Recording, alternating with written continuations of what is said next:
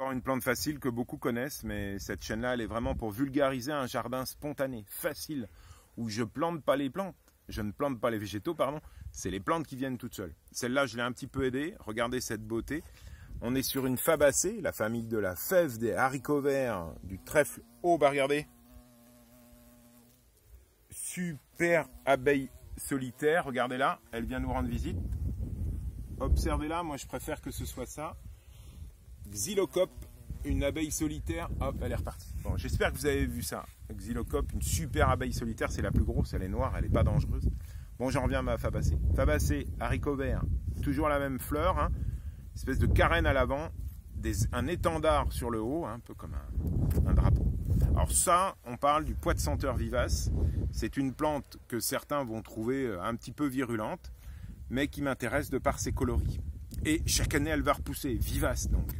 Alors oui, il faut la canaliser un petit peu. Je répète, les fabacées, comme les haricots verts, font des gousses. D'accord? Beaucoup de fabacées font des gousses, la plupart. Et donc, vous vous retrouvez avec une plante qui là est décorative et facile à multiplier. Donc, le pois de senteur vivace, c'est une plante qui, comme vous le voyez, grimpe. Alors moi, je la laisse en liberté dans mon jardin. Elle va fleurir pendant l'été. Très puissante au niveau enracinement. Et ça, c'est intéressant parce qu'elle peut être dans des sols relativement secs.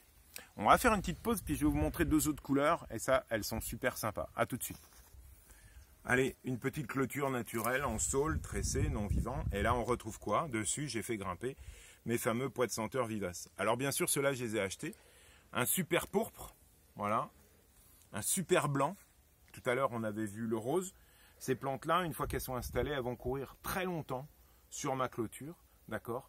Et donc, je vous invite vraiment au départ à acheter les graines. Donc, je répète, pois de senteur vivace, Lathyrus, fabacée, donc de la famille, bien sûr, des haricots, j'insiste.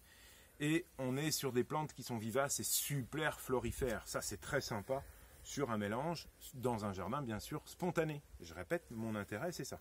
Alors, on va aller faire un saut tout de suite sur un pois de senteur vivace, mais qui a fini de fleurir. Et je vais vous montrer comment le multiplier. A tout de suite. Alors, comment multiplier ce pois de senteur vivace? Regardez là, le pied, il fait des gousses. Et là, dès que c'est sec, ça s'ouvre. Vous avez des grosses graines, hein, comme certains autres fabacées, pas des petits pois, mais voilà, vous avez de la graine super sèche. Ça germe tout seul.